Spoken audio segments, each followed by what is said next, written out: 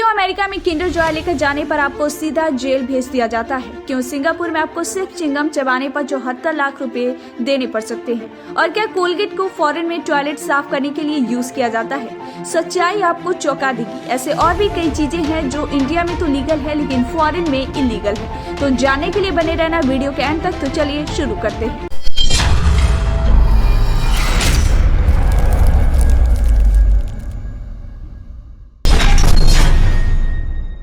Number 8, Colgate. जिस Colgate से हम अपने दांत घिसते हैं उसी कोलगेट का इस्तेमाल अमेरिका में टॉयलेट साफ करने के लिए होता है। अगर अमेरिका में किसी भी घर पर क्लीनर खत्म हो जाता है तो फिर वहाँ कोलगेट का इस्तेमाल किया जाता है। यही नहीं, वहाँ के लोग क्लीनर से ज्यादा कोलगेट का इस्तेमाल करते हैं। उनका कहना है कि इससे टॉयलेट अच्छे से साफ होता है और अगर यह मुंह के कीटाणु मार सकता है तो बाथरूम की भी मार ही देगा। Number 7, Kinder Joy. यह अमेरिका में बैन है। यह सबसे ज्यादा मशहूर अमेरिका में ही हुआ था लेकिन अभी यह वहीं पर ही बैन है और इसका रीजन है इसके अंदर आने वाले खिलौने।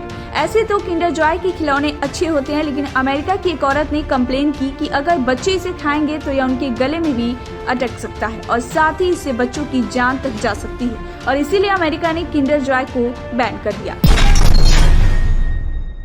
Number 6, chewing gum. अगर आप सिंगापुर में च्युइंगम चबाते हुए पकड़े जाओगे तो आपको 74 लाख रुपए देने पड़ सकते हैं। जिस च्युइंगम को हम इंडिया में मजे से चबाते हैं सिंगापुर में बैन है। अगर कोई वहाँ च्युइंगम चबाते हुए पकड़ा जाता है तो उसे 74 लाख रुपए देने पड़ते हैं। यह इसलिए बैन है क्योंकि लोग यहाँ च्युइंगम को खाकर सड़कों पर ऐसे ही फेंक देते थे जिससे वहाँ गंदगी हो जाती थी, जिसे साफ करने में गवर्नमेंट को काफी खर्च होता था, इसीलिए वहाँ पर इसे बैन कर दिया गया है।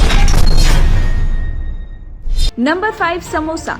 जो हम इंडिया में समोसा खाते हैं वह सोमालिया देश में बैन है। दरअसल वहाँ के लोग समोसा को शैतान की निशानी मानते हैं। इसके पीछे काफी पॉलिटिक्स और रिलीजन इन्वॉल्व है और इसीलिए यहाँ पर समोसा बैन है। साथ में यहाँ पर ट्रायंगल जैसी बाकी चीजें भी बैन है क्योंकि कुछ लोग समोसे को इल्यूमिनाटी से भी जोड़ते हैं। Number 4, hair style. इंडिया में आप अपने मर्जी से हेयर स्टाइल्स रख सकते हो लेकिन आपने ईरान में ऐसा किया तो आपको जेल हो सकती है। इंडिया में जो हेयर स्टाइल आम है वह ईरान में पूरी तरीके से बैन है। यहाँ पर कोई भी अपने बाल लंबे नहीं रख सकता और भी कई हेयर स्टाइल्स है जो यहाँ पर इलीगल है और अगर कोई भी इंसान ईरान में बैन हेयर स्टाइल के साथ पकड़ा जाता है तो उसे भारी जुर्माना और जेल भी हो सकती है। Number 3, red bull. Red bull India में तो लीगल है पर यही ड्रिंक्स कई देशों में बैन है। इन देशों के गवर्नमेंट के मुताबिक इसमें अमीनो एसिड पाया जाता है जो इंसान के हेल्थ के लिए बहुत ज्यादा हार्मफुल होता है। यह खासकर इंसान के दिल को बहुत ज्यादा इफेक्ट करता है और इसीलिए फ्रांस, नॉर्वे और डेनमार्क में रेड बुल इलीगल है। Number 2, life boy. इंडिया में लाइफ बॉय को हम हाथ धोने और नहाने में यूज करते हैं पर यूरोपियन देशों में इससे पहले जानवरों को नहलाने के लिए इस्तेमाल किया जाता था पर अब तो इसे उसके लिए भी इस्तेमाल नहीं किया जाता।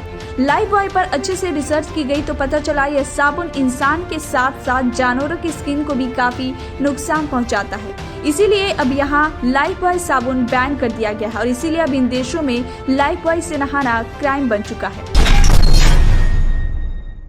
Number 1, Disprin. थोड़ा सा भी सर दर्द होने पर हम डिस्प्रिन का इस्तेमाल करते हैं लेकिन यही डिस्प्रिन बाहर की कंट्रीज में बिल्कुल इलीगल है और इसे वहाँ पर ड्रग्स जैसा माना जाता है और इंडिया में भी इसे एक बार बैन किया गया था क्योंकि डिस्प्रिन ने ग्लोबल टेस्ट पास नहीं किया था। और आपके लिए कुछ बोनस पॉइंट्स। आप शायद ही जानते होंगे कि इंडिया, पाकिस्तान और कुछ कंट्रीज को छोड़कर बाकी पूरी दुनिया में बिना पैक्ड दूध बेचना इलीगल है। वहाँ पर पैक दूध ही दिए जाते हैं और अगर यहाँ जैसे कोई डेयरी है वैसे कोई डेयरी खोलेगा तो उसे इलीगल बता दिया जाएगा।